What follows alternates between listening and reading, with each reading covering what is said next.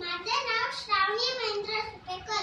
मी जिल्हा परिषद प्राथमिक शाळा कुसुंगे या शाळेची विद्यार्थिनी. या मातीचे भाडी लावून चंदन तुम्हा सर्वांना माझे त्रिवार वंदन.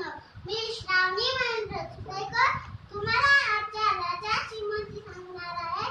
त्या राजाची मूर्ती सांगताना मला अतिशय आनंद होत आहे, कारण असा राजा होणे कदापिही शक्य नाही.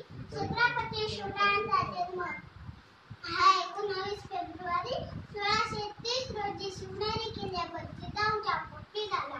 शिवबा लहानपणी अतिशय खोडकर होते. जिजाऊ शिवरायांना रामाच्या कृष्णाच्या गोष्टी सांगत असे. ज्याप्रमाणे रामाने दुष्ट रावणाचा वध करून प्रजेला सुखी केले आणि कृष्णाने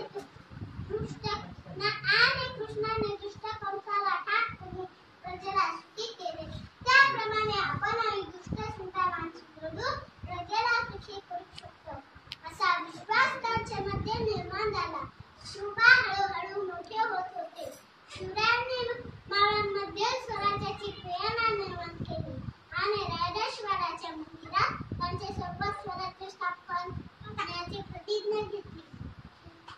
मावळे आपल्या उंबराला अशा शेतूंची गरिमी काढणे घडली आणि एका नव्या स्वराज्य युगाचा प्रारंभ झाला. स्वराज्य म्हणजे तुमचे आमचे सर्वांचे स्वतंत्र राज्य, असे शिवबा म्हणत सर्वप्रथम मावळ्यांना सोबत घेऊन तोरणा किल्ला जिंकून स्वराज्याचे तोरण बांधले आणि जवळच राजगड किल्ला बांधून स्वराज्याची पहिली राजधानी सजवली.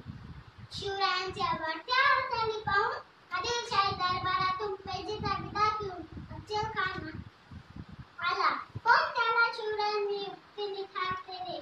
सुरतेवर छापा घातल्यानंतर मात्र शिवरायांचा खरा संघर्ष हा मोगलांशी सुरू झाला. मोगलांच्या त्या अफाट सामर्थ्यापुढे महाराजांचे सामर्थ्य ते काय, पण आपल्या असामान्य बुद्धीच्या तुऱ्याने महाराजांनी मोगलांच्या फौजांना अनेकदा पराजित केले. 40 ते खानाचे 3 बोटे कापले. एवढेच नव्हे तर खुद्द औरंगजेब बादशाहाच्या दरबारात जाऊन त्याच्यासमोर एक वेळ मरमत करेल, पण अपमान सहन करणार नाही, अशा प्रकारे आपले मराठी बाणाचे